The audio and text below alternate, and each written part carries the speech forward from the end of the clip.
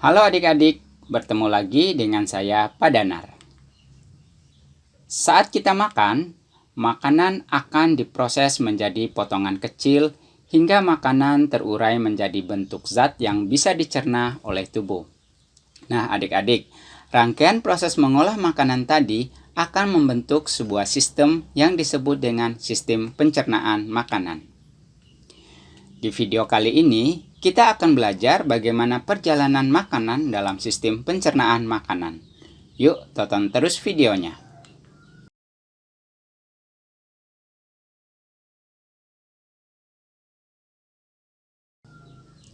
Sistem pencernaan merupakan proses pemecahan makanan menjadi molekul sederhana yang melibatkan organ dan kelenjar pencernaan. Proses pencernaan makanan pada manusia dibedakan menjadi dua, yaitu pencernaan mekanis dan pencernaan kimiawi. Pencernaan mekanis merupakan pengubahan makanan dari bentuk kasar menjadi bentuk halus dengan bantuan gerakan alat-alat pencernaan seperti gigi dan lambung. Sedangkan pencernaan kimiawi yaitu pemecahan makanan oleh enzim-enzim pencernaan. Nah, adik-adik, sekarang kita akan belajar organ apa saja yang berperan dalam sistem pencernaan makanan. Organ pencernaan makanan yang pertama adalah mulut. Kedua adalah kerongkongan. Yang ketiga adalah lambung. Yang keempat adalah usus halus. Yang kelima adalah usus besar. Dan yang keenam adalah anus. Nah, adik-adik, kita akan pelajari satu persatu. Kita mulai dari mulut. Di dalam mulut, makanan dicerna secara mekanis dan kimiawi. Bagian mulut yang berperan dalam sistem pencernaan diantaranya 1. Gigi.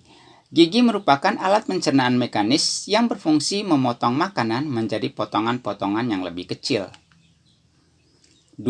Lidah. Lidah berfungsi 1. Membantu mencampur dan menelan makanan. Yang kedua, sebagai indera pengecap. Dan yang ketiga, mendorong makanan masuk ke kerongkongan.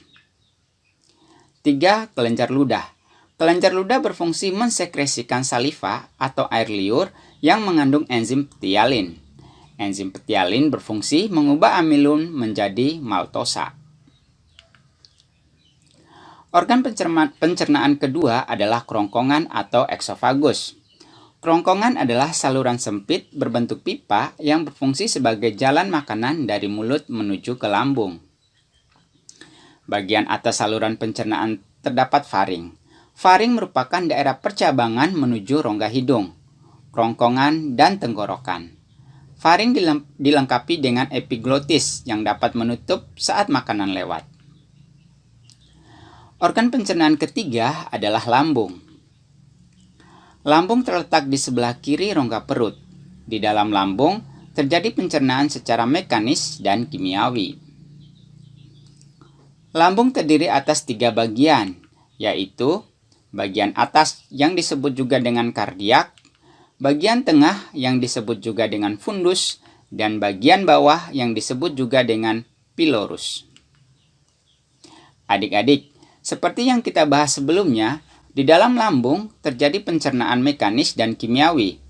Pencernaan mekanis terjadi karena adanya gerakan peristaltik akibat kontraksi otot-otot lambung. Sedangkan pencernaan kimiawi terjadi karena adanya enzim di dalam lambung. Berikut enzim-enzim yang berperan di dalam lambung. Yang pertama adalah asam lambung atau HCl. Asam lambung berfungsi 1. Mematikan bakteri yang terdapat dalam makanan. 2. Mengubah sifat protein. 3. Merangsang keluarnya sekretin. 4. Merangsang keluarnya hormon kolestokinin. Hormon ini akan merangsang empedu untuk mengeluarkan getah empedu. Dan yang kelima, mengaktifkan enzim pepsinogen menjadi pepsin. 2. Enzim pepsin. Enzim pepsin berfungsi merombak protein menjadi pepton. 3. Enzim renin. Enzim renin berfungsi mengaktifkan kasionogen menjadi kasein. Organ pencernaan keempat yaitu usus halus. Usus halus adalah saluran berkelok-kelok dengan panjang sekitar 6-8 meter dan lebar 25 mm. Di dalam usus halus terjadi pencernaan secara kimiawi. Usus halus terdiri atas 3 bagian, yaitu 1. Usus 12 jari atau duodenum, 2. Usus kosong atau jejunum, dan 3. Usus penyerapan atau ileum. Yuk adik-adik, kita pelajari satu persatu. Yang pertama adalah usus 12 jari.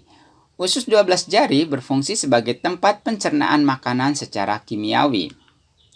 Usus 12 jari terdiri dari 2 saluran, yaitu 1.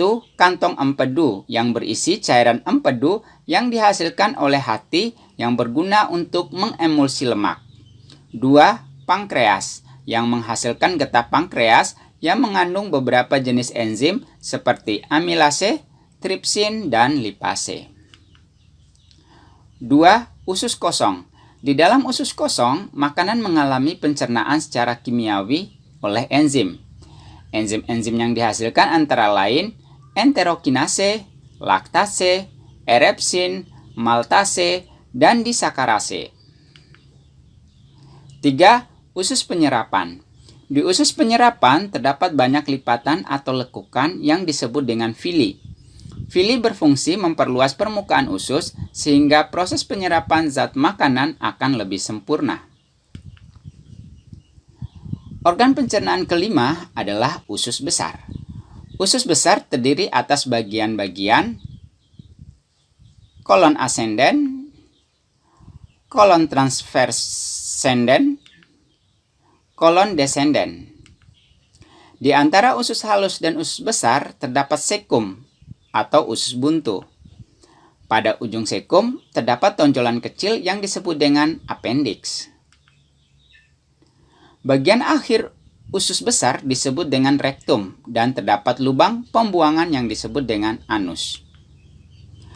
Usus besar berfungsi untuk 1. Membentuk massa feses atau kotoran, 2. Mengatur kadar air, garam dan mineral serta zat berguna yang tersisa pada feses, 3. Sebagai tempat terjadinya pembusukan sisa makanan menjadi feses oleh bakteri E. coli. Organ pencernaan keenam adalah anus. Bagian akhir usus besar disebut dengan rektum. Rektum dapat berkontraksi sehingga menimbulkan defekasi. Defekasi adalah proses pengeluaran zat sisa pencernaan melalui anus. Nah, adik-adik, sampai di sini kita sudah sama-sama belajar mengenai organ saluran pencernaan makanan. Mulai dari mulut, kerongkongan, lambung, usus halus, usus besar, dan anus. Harapannya, semoga adik-adik bisa memahami segala materi yang disampaikan. Demikian video pembelajaran sistem pencernaan makanan dari saya.